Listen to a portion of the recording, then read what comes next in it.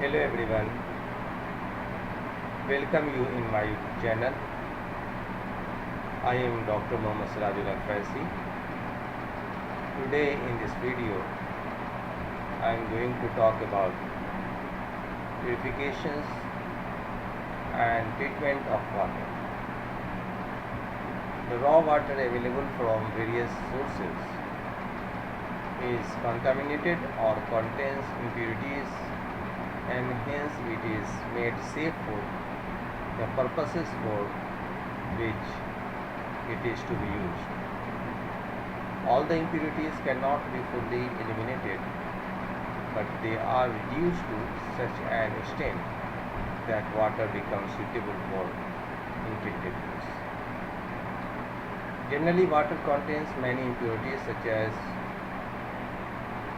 minerals and organics. This is the list: class of impurities, cause of impurities, and result of impurities. So suspended particles of sand, clay, silt, and the result is turbidity. Dissolved carbonate, bicarbonate of calcium and magnesium, hardness and alkalinity, hardness. Calcium and magnesium sulfate, hardness, corrosions of boilers. Calcium magnesium chlorides, alkalinity and softness. Sodium carbonate and bicarbonate. Brackish taste. Sodium chloride excess over 1.5 ppm cause teeth. Staining, no fluoride staining. Iron oxide, red color, taste, hardness. Organic,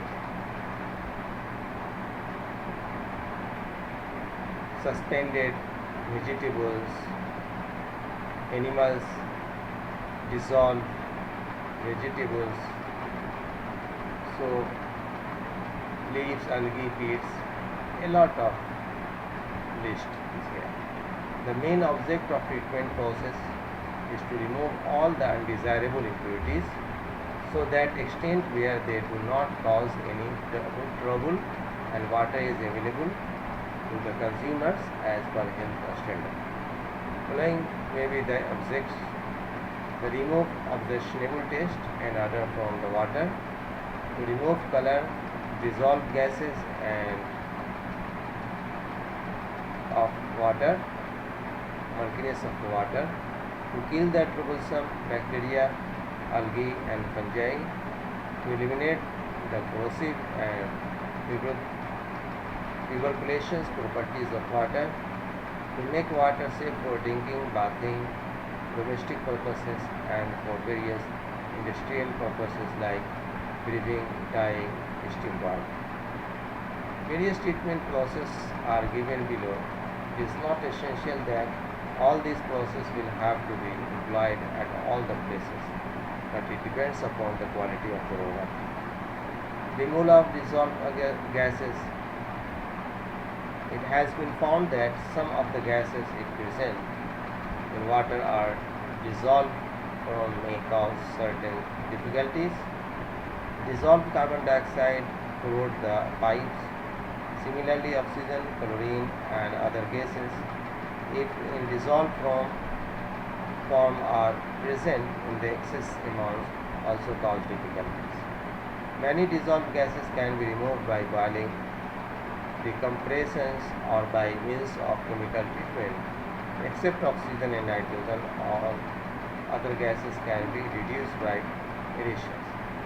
Aeration process removes carbon dioxide, hydrogen sulfide and odor very rapidly by the sum of the method of aeration: by mechanical agitations water, by diffusing compressed air inside the water, mixing air in water under pressure, by spraying water into the atmosphere through nozzles, flowing water through perforated trays and cook beds so that the water filters through steam, by flowing water over wire steps so that water is exposed to sun and much as possible. Removal of iron and manganese. Manganese and iron are generally found together in raw waters. Iron is found in the form of ferrous sulfate and ferrous bicarbonates. The presence of iron and manganese in excess of 0.3 ppm renders water objectionable due to following reasons. They cause corrosion to plumbing works, they cause taste and odor, they cause troubles in various manufacturing processes and make them uneconomical. They cause spot on clothes during washing or during their use in textile. They may make water reddish due to presence of iron bacteria. Removal of iron and manganese can also be done by any of one of the following methods: by base exchange process, by chlorinations, and by aerations of water. Iron alone in the absence of organic matter can usually be removed by aeration of any type, followed by sedimentations and filtrations.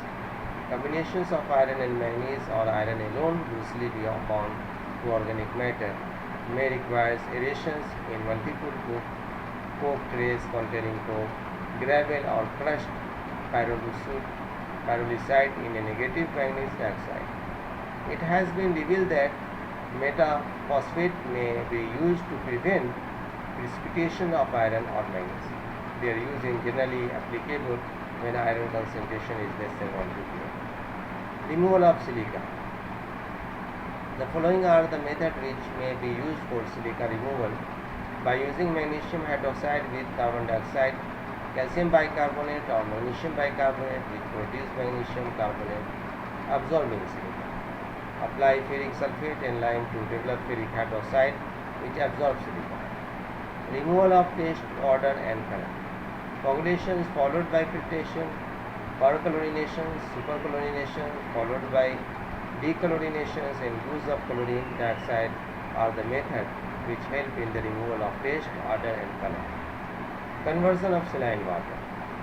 Seawater contains about 35,000 ppm of dissolved solid.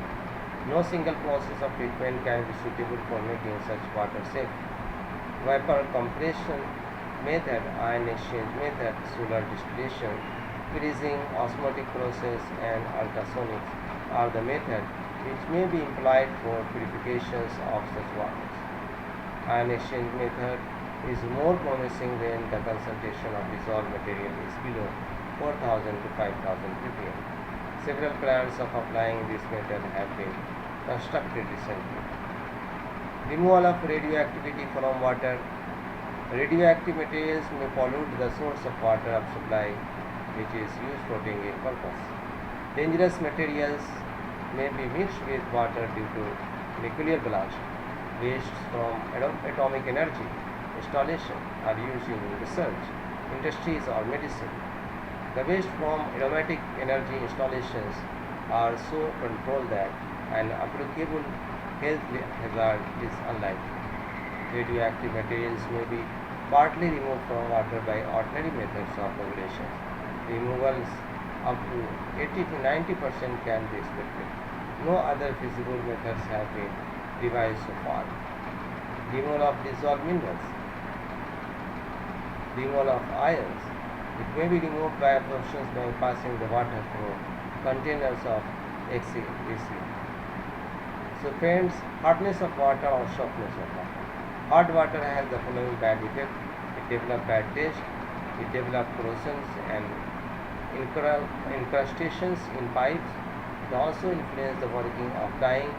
It develops scales in the boilers. It consumes more of soap. The hard water has to be made soft by certain method before it is supplied to the consumers. Type of hardness. The temporary hardness is caused due to the presence of bicarbonate of calcium and magnesium. The permanent hardness is caused by the presence of sulfates, chlorides, and nitrates of calcium and magnesium. This is also called non-carbonate hardness. Removal of temporary hardness. This hardness of water can be removed by either boiling or by adding lime. Chemical measures may be used. calcium bicarbonate heating, calcium carbonate, water and CO2, calcium bicarbonate contains calcium hydroxide, give calcium carbonate, H2O, magnesium bicarbonate, magnesium hydroxide, give calcium carbonate, magnesium bicarbonate, NH2. Removal of permanent hardness, the following three methods may be adopted for this purpose: zeolite process, demineralization process, lime soda process. Lime soda process, hydrated lime remove permanent hardness due to magnesium sulfate, magnesium chloride, and calcium chloride and magnesium chloride. Chemical reactions are given here. This is the reactions. Municipal sewage treatments. Sanitary engineers have developed ingenious and effective municipal water treatment system to protect human ecosystem stability, water quality. This involves following steps. Primary treatment: physically separate large solid from the waste. Steam with the steam and settling tank. Settling tank allow grit and some dissolved suspended organic solid to fall out as sludge. Water drained from the top of the settling tank is still carried up to 75% of organic matter, including many pathogens. These are treated by secondary treatment, in which aerobic bacteria break down dissolved organic compounds. In secondary treatment, effluent is aerated, often with a spray or in aerated tank, in which air is pumped through the microorganism-rich surface. Fluids can also be stored in sewage lagoons, where sunlight, algae, and air process waste more cheaply but more slowly. Effluent from the secondary treatment process is usually disinfected with chlorine, UV light, or ozone to kill harmful bacteria before it is released to a nearby water. Tertiary treatment removes dissolved metals and nutrients, especially nitrates and phosphates, from the secondary effluents. Although wastewater is usually free of pathogens and organic materials after secondary treatment, it still contains high level of these inorganic nutrients. If discharged into surface water, these nutrients stimulate algal blooms and eutrophications, allowing effluents to flow through a wetland or lagoons can remove nitrates and phosphates. Alternatively, chemicals often are used to bind and precipitate nutrients. Friends, this is the pictorial diagram. Sewage sludge would be valuable fertilizers if it is were not contaminated by metals, toxic chemicals, pathogenic organisms, toxic content of most of the sewage sludge necessary disposal by burial in the landfill or incineration. Sludge disposal is a major cost in most municipal sewage projects. In many cities, sanitary sewage are connected to storm sewer, which carry runoff from steam and parking lots. Storm sewer are routed to the treatment of land rather than discharged into surface water, because runoff from the streets, yard, and industrial site generally contains a variety of refuse, fertilizer, pesticide, iron, rubber, cars, lead, and other undesirable chemical. Unfortunately, heavy storm often overload the system, especially when the system is old and already overtaxed. As a result, large volume of raw sewage and toxic surface runoff are dumped directly into the sewage water. To prevent this overflow, cities are spending hundreds of millions of dollars to separate the storm and sanitary sewage. Friend, hope this video will be helpful to you. If you like this video, then subscribe my channel, and thanks for watching.